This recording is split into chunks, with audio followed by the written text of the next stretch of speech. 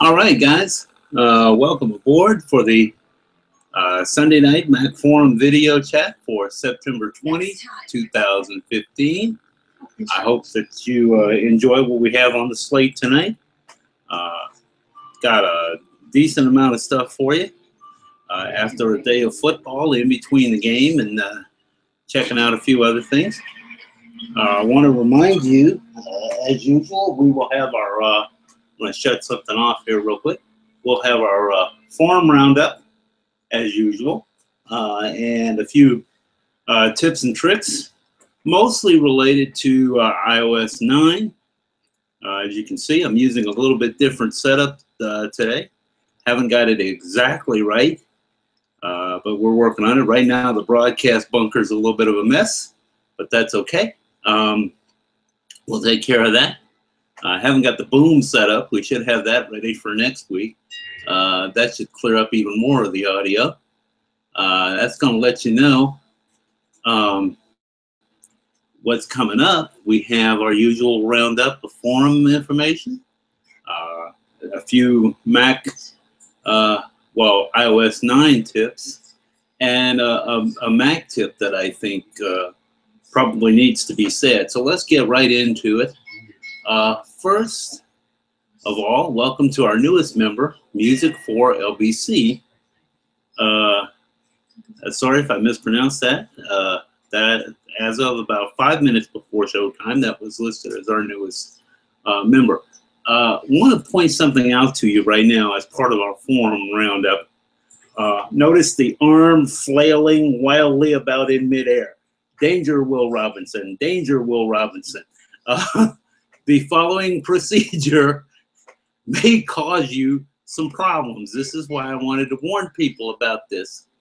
Remember, one of our members, Yves Hertog, I hope that I'm pronouncing that correctly, had an issue with their Mac not booting properly after they tried to make some changes to a kernel extension.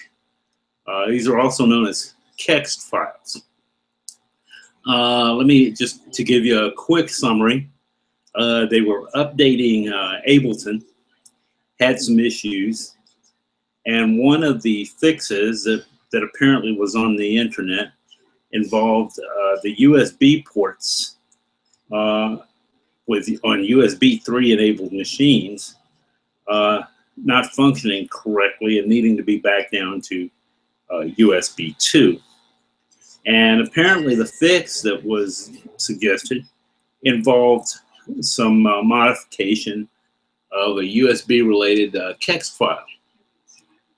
And as a result of that, after that modification was complete and the reboot was attempted, the user finds themselves unable to boot the Mac. And the USB ports may not be functioning correctly at this point. They've tried shutting down Bluetooth and disconnecting all other USB devices. At this point, they haven't tested using a USB keyboard by wire yet, but that may not work, as it seems like the USB ports at this point seem to be dysfunctional. So what I want to point out to you, the thing I want to be sure that you understand,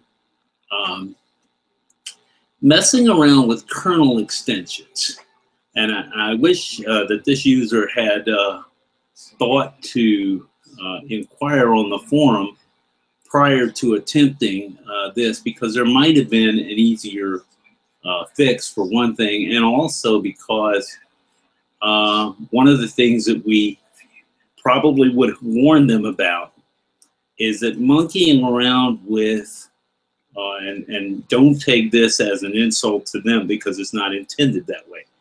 Sometimes you will see indications on the internet about you changing kernel extensions. These things are not to be taken lightly, especially when it involves modification of kernel extensions that are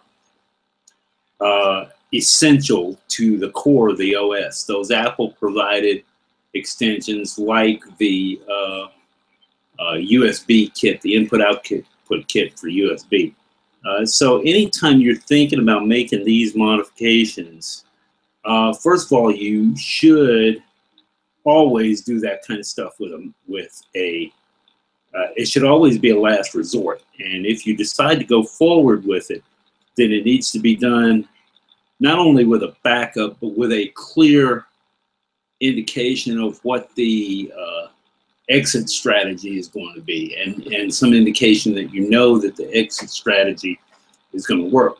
This may or may not, for this user, entail a trip to the Apple Store.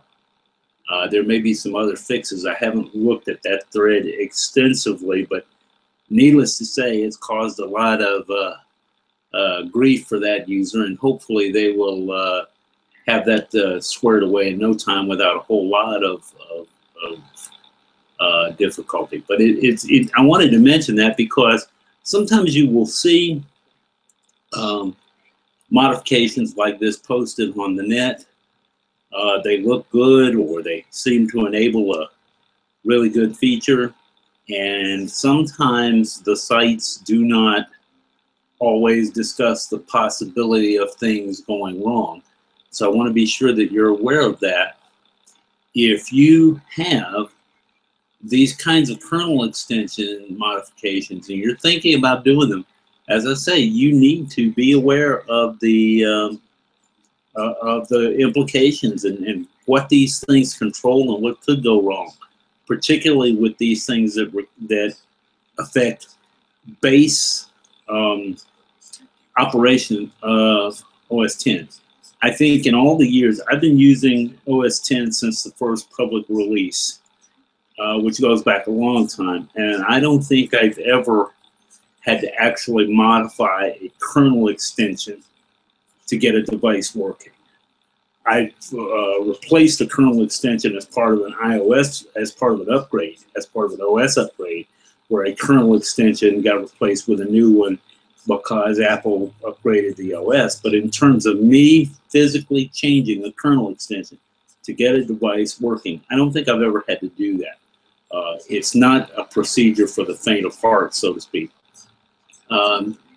Let's move on to a couple of other things. The iOS 9 update dropped this week. Many people upgraded without an issue. The upgrade went off for me without an issue on both the iPad and my iPhone 6.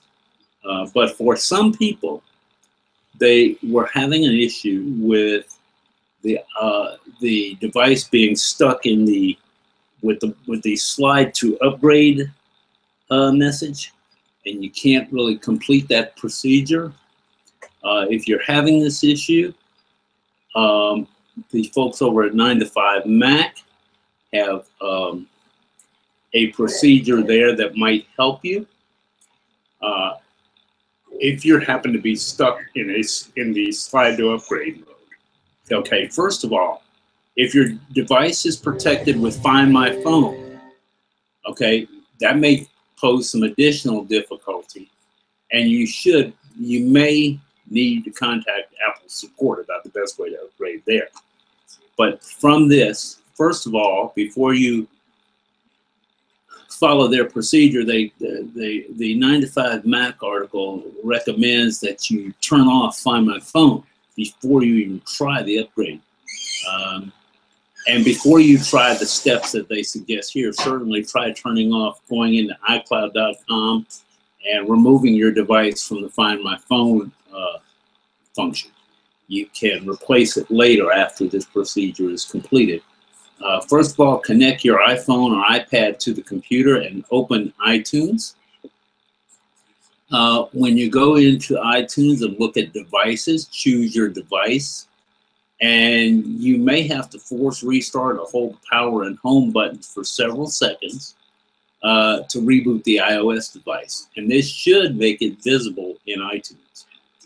Okay, restore from a backup that was made before iOS 9. Okay, if you haven't got a recent backup, make a backup now and then restore from that. So you want to have, as usual, before you do the update, make a good backup. And then you're going to restore from that backup. The reason you want one from before iOS 9 is then you can go in, turn off Find My Phone, and retry the update. Some people are apparently having success with having the update function the second time they've tried it. As I say, this is not, I don't know that this is a widespread issue, but it's enough that this workaround has been posted in several places. Hopefully you're not having this issue, but if you are, this might be a fix for you. That's all we have on that one. I was also in the course of looking at some of the stuff on iOS 9 because even though I've been running the beta, there's still some functions that I haven't fully explored, and there's a lot of new things that I explored a little bit in the beta and have gone back through and looked at some things that I wanted to be sure I mentioned to you in case they're of interest to you as well. First of all, the Hacker News site has several suggestions for settings that you might want to change to protect your privacy and security in iOS 9. Now, they're not suggesting that iOS 9 is insecure, but since their issue is security, privacy, etc., etc., etc., they are interested in making sure that you know what is turned on, what is turned off in iOS 9, and making sure that you take a look at what apps are tracking you using functions like location awareness and the like, making sure that you go in periodically, look at those settings and see, do I still need this app to be aware of my location? Is this something that I want to continue forward with this particular application? Do I need it to be location aware? Sometimes you will say yes, sometimes no. So that's something that you want to be aware of and take a look at. I'll have a link to that as well as all the other information in the show notes this evening. Another idea that came to mind, and this again I understand because of privacy concerns just in general, not concerns specific to iOS 9. There have been some discussion now in the sense that iOS 9 has now allowed the use of ad blockers. These ad blocker type programs have been available in Mac OS X and many web browsers for a while now, and they are appearing on iOS 9 as well. In fact, in the roughly 36 hours of after iOS 9 was released, several of the top paid apps in the list in the trending list were pop-up type blockers. And one of those, I believe is called Peace. The developer has pulled that app after Peace spent 36 hours in the top spot on the list of apps. The developer has pulled that app from the App Store. And there's a procedure, I'll link to it in the article. There's a link in the article that I read about how to get your money back if you're interested. The reason that I mention this is the app was pulled. I thought this was interesting. The app was pulled not because of a problem with the app itself. It is that the developer points out there is an inherent conflict of sorts here, in the sense that content providers often pay for that content by putting in ads and pop-ups of the like, and that helps them to pay for part of development and content provision, and that's okay. But right now, most of the content blockers, most of the pop-up blockers, are almost an all or nothing situation. And the developer felt like this was not a good response, as it puts you in a weird position, in the sense that the content providers are now, you know, you're almost blocking everything, whether that's a provider that I want to see or not, that I want to see ads from or not.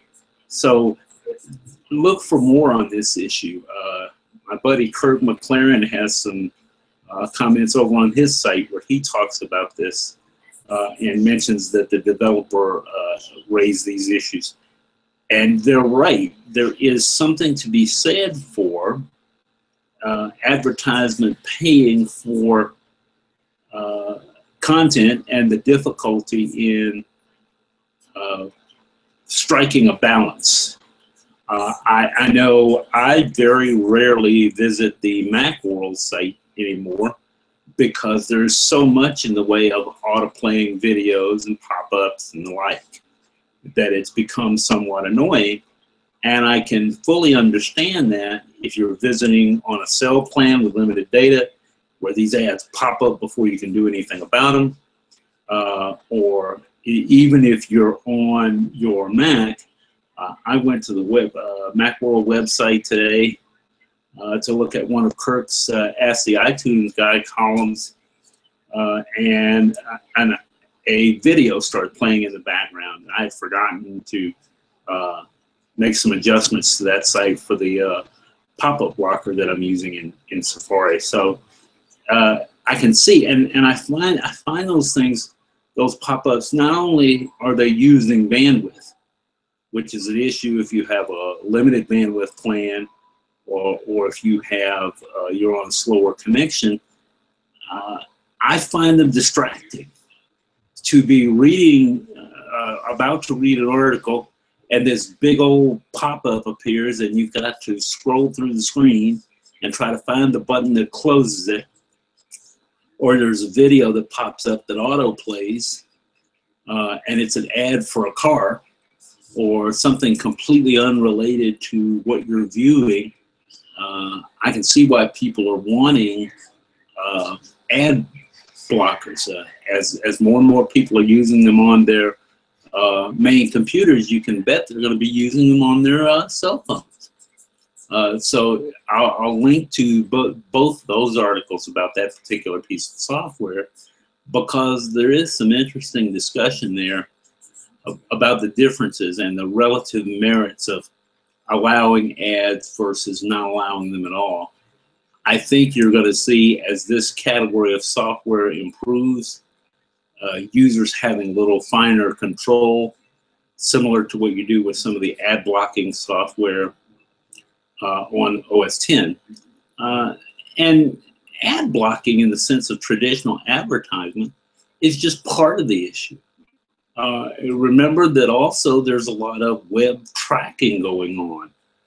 Most of the major websites track where you go, or attempt to do so if you're not running some kind of tracking blocker.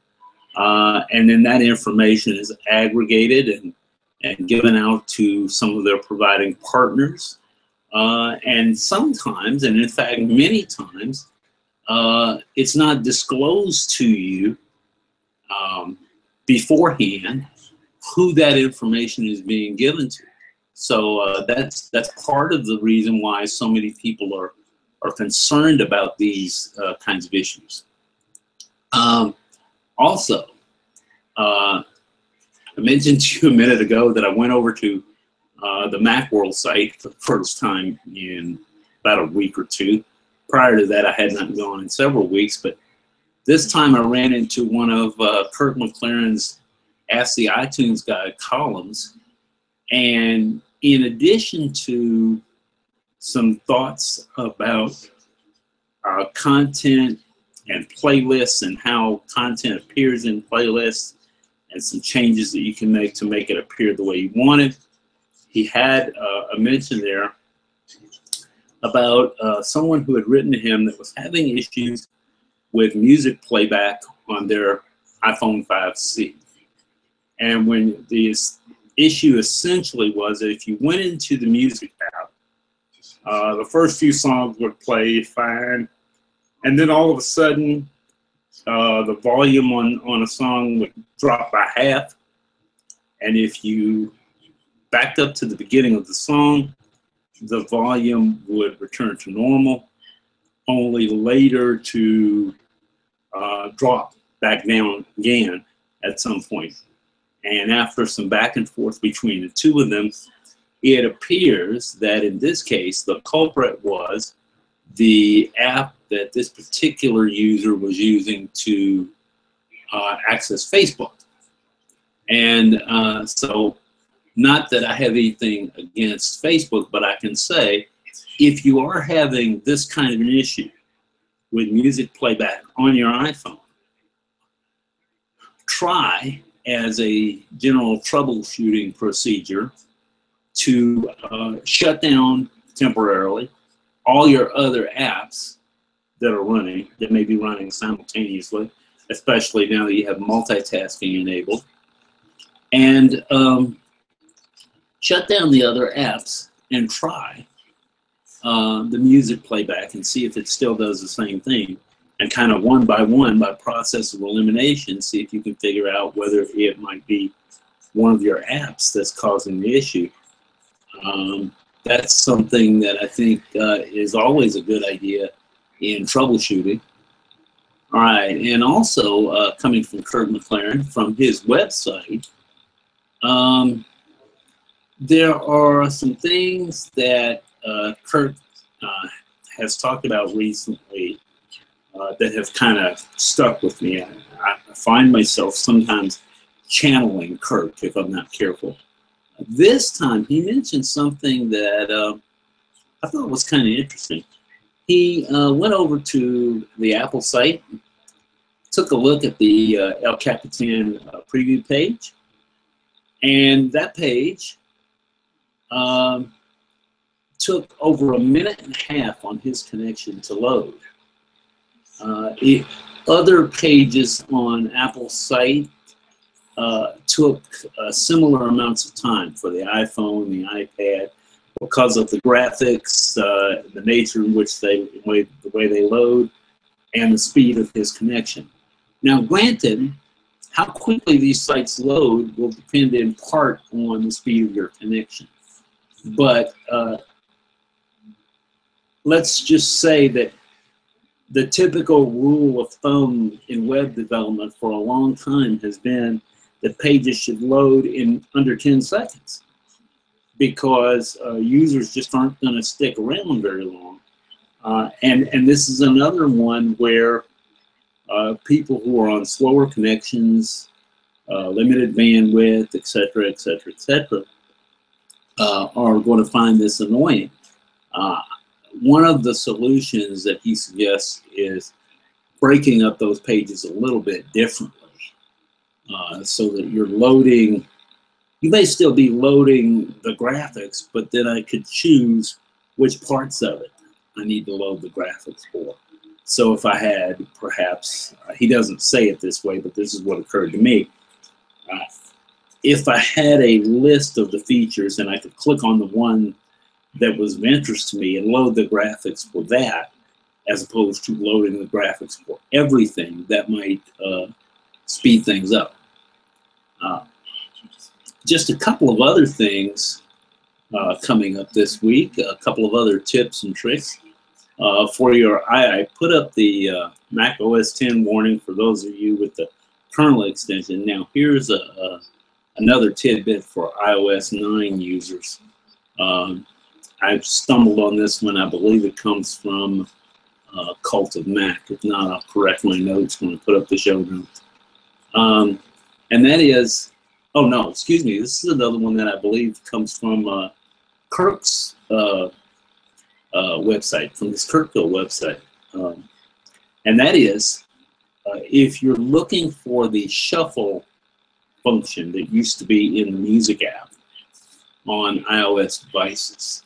Okay, when you're in the music app, pull down on the display and you'll see a shuffle all button or control appear from the top of the window. And if you tap that, you can start shuffling your music. On my iPhone, it works for my music, and for one other area, it does not, of course, can't do anything. It doesn't even appear if you try to pull down while you're accessing iTunes Radio or any of that, or the Apple Music. But if you're looking at in playlist mode, or if you're looking at My Music, you can access the shuffle button. It's there. You just have to know where to look for it. In my case, I was really glad to see this. I don't play music a lot on my phone or my iPad during the day, but I like having the option to shuffle. I would not have found this by accident. If I hadn't read this tip, I wouldn't have found this function.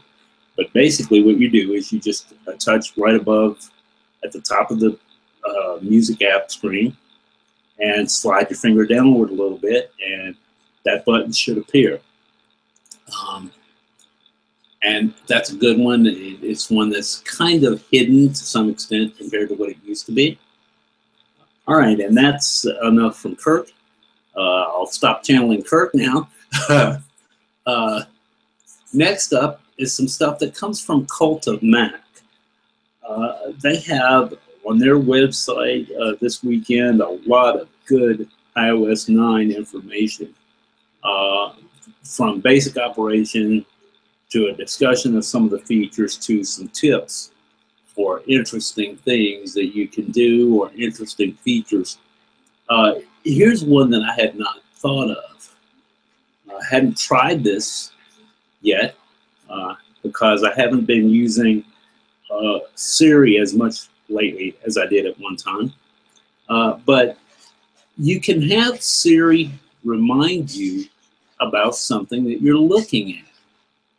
If there's something on your screen that you're looking at and you'd like for Siri to remind you, say for example, a website, doctor's appointment, or an email, you can now ask Siri and say, remind me about this, and it will automatically create a reminder by scanning the page for all the info.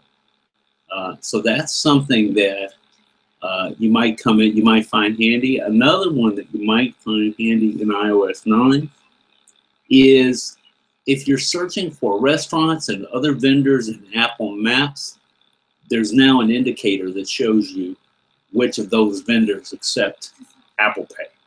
Okay, so you can see that as you're surfing through and looking and searching, you'll find an indication, a graphic indication that that vendor accepts Apple Pay. And Apple Pay seems to be growing in terms of acceptance. So you probably will see more and more of that as you go along. And that's going to just about do it for this week. We had a lot of iOS 9 information here. I just, on a personal note, kind of a personal rant kind of note, I'm glad to see, in some ways, this this issue with the developer of Peace pulling their application, their pop-up blocker application from the App Store. I applaud them for saying, wait, this is not where we want to be. Okay, he seems to understand both why users want pop-up blockers and ad blockers, and also understand why that poses some potential issues for content providers. Hopefully, we will see as this segment of applications matures, more fine-grained control over the kinds of ads, pop-ups, and the like that are allowed, so that I can choose Okay, I want to see this type of pop-up. I don't want to see this type of pop-up. Or, you know, if I'm on a limited plan, up until recently, I was still on an iPhone data plan that had 250 megabyte per month of data. And the reason I could do that is I didn't surf the web a lot on any of my iOS devices, unless I was attached to a wireless network and wasn't using cellular data. But if you're on one of these cellular data plans that has limited amounts of data, that's going to be an issue for you. Or if you're in an area where the speed is not good, that's another area where you're going to want to know, hey, this is not, you know, something I want to waste my time and bandwidth on. Speaking of speed, there's one more little tip that I'll pass on to you that comes from Cult of Mac as part of their iOS 9 tips. As we wait for these pop-up blockers to approve and give us finer control over pop-ups, etc. If you're on a Wi-Fi network, in OS 9, if you're on a Wi-Fi network that is super slow, you can have your iPhone automatically switch to faster LTE speeds by going into Settings, Cellular, and enabling Wi-Fi Assist. That's one tip that I forgot to mention earlier. And one of the other things to look at, you might want to consider this if you're using iOS 9. Go into Settings, look at the passcode options, and you now have an option to use a 6-digit code instead of 4, which increases the complexity of the code and makes it a little less likely that someone can get into your phone unnecessarily. Also, you can change it to an alphanumeric code. You can make a number of other changes to create a more complex code. So, the screen will walk you through that process if you want to use a different code. I know for some people, the idea of a passphrase they like better than using a numeric code. So check those features out as part of your security and poking around in the phone. Do be careful when you're setting passcodes so that you don't lock yourself out of your iOS device. But certainly that's something that we've been waiting for a while now. And that's going to just about do it for this week. I wanted to be sure that I included those last 2 tips. Didn't want to hold them over till next week. I want to be sure that I mention to you that we'll have more this kind of stuff next week, as well as probably some more info related to the Apple TV, which I did not get to this week. I'm testing at the moment a device called Blue that I may talk about next week, as I promised. I told you it would be about 2 weeks before I talk about that. And I think next week we're going to talk about the general issue of using your smart device, your iOS, your Android, etc., as a control device, remote control, environmental control, etc.